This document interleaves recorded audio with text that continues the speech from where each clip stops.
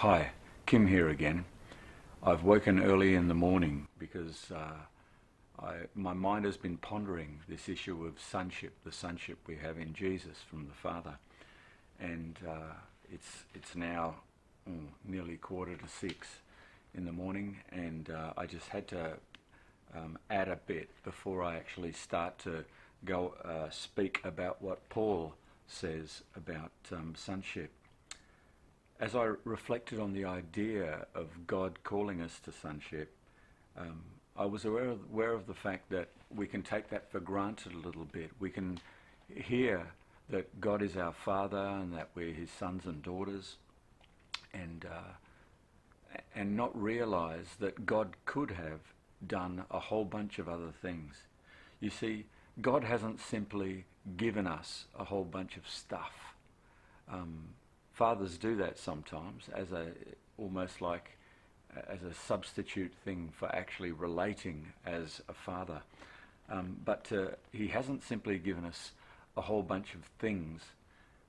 He hasn't even predestined us to being servants. He hasn't made us simply into worshippers. He hasn't made us into people who are simply free people, or loved people, or blessed people, or forgiven people, or provided for people. He hasn't even made us into purposeful people, if that is essentially how we understand what He's done.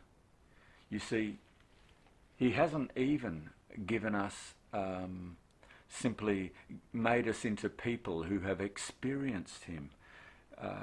These days there is a hunt, and maybe this has been the case throughout all human history, but there has been an emphasis on experience, a hungering for experience of God.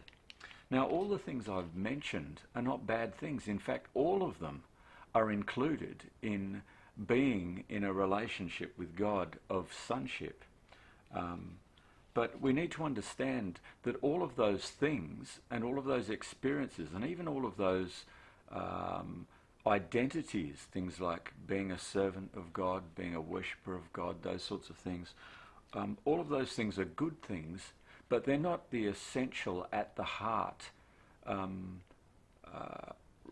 reality of what it is that God has given us. I'll give you an example, particularly in relation to an experience, because the idea of experiencing God seems to be so much at the heart of what people desire, as if I have an experience, then I have something. I work as a teacher while I'm not up at 5:45 doing videos. I work as a teacher, and while I'm at school, if I was to sort of pat one of the boys on the back, what he would understand by that pat on the back would be something quite different from what it would be if I pat one of my own sons on the back. The feeling would feel the same in terms of the same pressure on the back, the same tap, but what the whole event means, the meaning of it, would be something quite different. There is a pat that we do, and we just pat another bloke on the back, and that pat means something quite different to what it means when we do it to a son or a daughter, of course.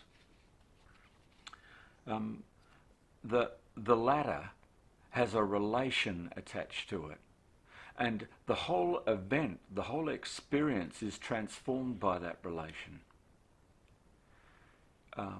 I'm trying to think of other examples. If I give my wife a kiss, even if I give her a kiss on the cheek, it means quite something different to giving my daughter a kiss on the cheek or grandma a kiss on the cheek.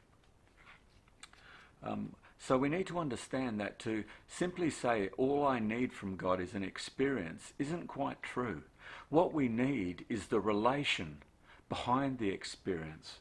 We don't want to be somebody who has got a relation to God that is not a very significant relation. We need to understand that the relation that God has given us is the clue and the significant truth behind how he is toward us, how he relates to us, how the things he says and the things he does toward us. And in fact is the key to all the blessings that God has given to people.